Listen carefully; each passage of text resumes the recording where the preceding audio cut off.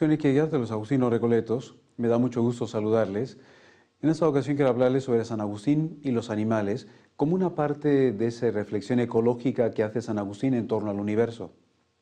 Para San Agustín le queda muy claro, en contra de los maniqueos, que todas las cosas del universo han sido creadas por un solo Dios, el Dios omnipotente y misericordioso, que hace todas las cosas de la nada, no utiliza una materia prima primera, sino que saca todo de la nada y crea simple y sencillamente porque Él ha querido.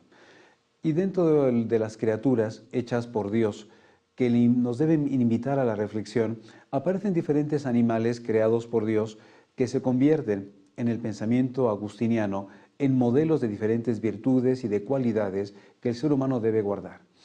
Existe un animal que para nosotros forma parte de esos animales que nosotros podríamos catalogar como repugnantes o animales incluso con una connotación negativa, y se trata de la serpiente.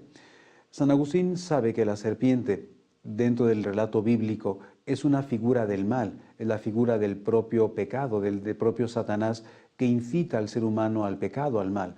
Algunos textos agustinianos, la serpiente es retomada desde esta perspectiva, como una figura del mal, como una figura de la tentación, como una figura del pecado. Pero en otros textos San Agustín va a ir más allá. Y observando las costumbres de la serpiente, San Agustín nos invita a reflexionar sobre todo sobre dos elementos fundamentales.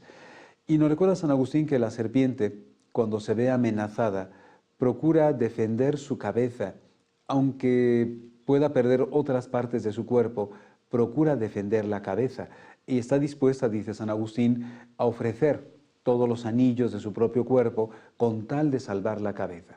Nosotros sabemos que si queremos dar muerte a una serpiente, nos basta con golpear o con incluso cortar la cabeza de la serpiente.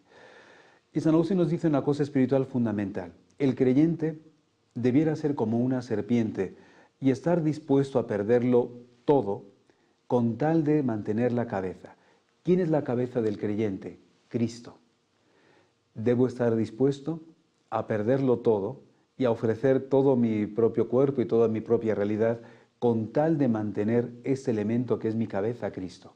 San Agustín utiliza este argumento fundamentalmente en sus sermones sobre los mártires, y hay particularmente un mártir que será muy importante para San Agustín cuando él comenta este ejemplo, y se trata de San Cipriano. San Cipriano paradójicamente fue decapitado, y San Agustín dice, bueno, él perdió su cabeza física, pero no perdió la cabeza espiritual que es Jesús. Nosotros, pues, en imitación de las serpientes, debiéramos estar dispuestos a ponerlo todo al servicio de un solo fin, mantener aquel que es nuestra propia cabeza, que es Cristo. Por lo tanto, la reflexión sería, ¿hasta qué punto realmente, como las serpientes, defendemos aquel que es nuestra vida, que es precisamente Cristo, o posiblemente dejamos que Él se pierda con tal de mantener otras cosas secundarias o superficiales? Pero hay un segundo elemento que le llama la atención a San Agustín de las serpientes, y es la costumbre que todos conocemos, que periódicamente las serpientes cambian de piel. Y San Agustín nos invitaría a imitar a la serpiente viviendo en una renovación espiritual continua. Y dice San Agustín, no mueras de vejez, aprende de la serpiente la renovación interior.